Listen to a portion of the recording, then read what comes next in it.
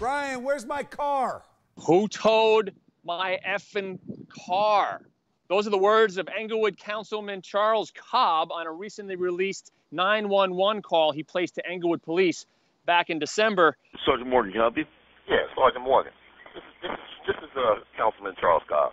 Who towed my car off my house?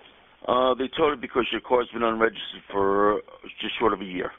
Like in most towns here in Englewood, you cannot have an unregistered car on the street, and it was towed by the company with which the town has a contract. Now, his berating of the police may sound like another story of a politician with a little too much hubris, but the subtext here, the context, is pretty important. Just a month earlier, Cobb had spearheaded the revision of the town's parking ordinance, which I got a copy of here. And the main thrust of this was towing companies had to come within 20 minutes when the police called them. And if not, the next company on the list was called.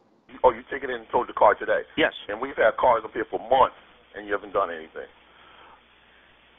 So, I don't understand what you're saying. I'm very clear. You're not doing your job.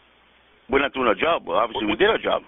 And he makes it pretty clear in the call that he thinks him spearheading this ordinance, this, speeded up towers ordinance, put him on the radar of the cops and the towing company, and that's why his car was towed.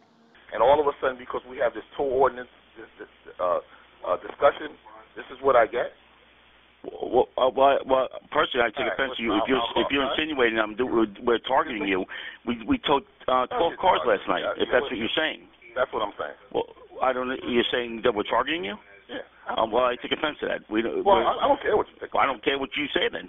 Okay, that's fine. Okay, there's no sense talking about it. The conversation is over. All right, good luck. Good luck. All right. Okay, bye. Okay, bye. I called the police chief. They did not want to comment. Also, Cobb's, I put a call in the Cobb. They didn't comment. You got to assume, though, he has, we hope, registered his car at this point. Yeah, pay the registration, cheap SOB. Thanks, Brian. Guys, joining us now is former NYPD Sergeant Joe Jackalone to weigh in on it. Joe, what's going on? How are you? Good, Bill. How are you? So help me out with this. Councilman gets his car towed. He's the guy that made the process expedited so cars would get towed faster. Now he's pissed because it applies to him. You read the story, you heard it. What do you think? Yeah, there's a little mixture of karma and irony all wrapped up in one here. I mean, here's an idea. If a councilman, he should register his car. I mean, it's a year old. And, everybody else would get their car towed at that time situation. So what makes him any different? And talk about, want to be professional, right? We expect a lot from our cops, but here the politicians are calling up the police department and cursing them out. So if the councilman wants to, the cops to treat everybody with respect and stuff like that, well, it's a two-way street.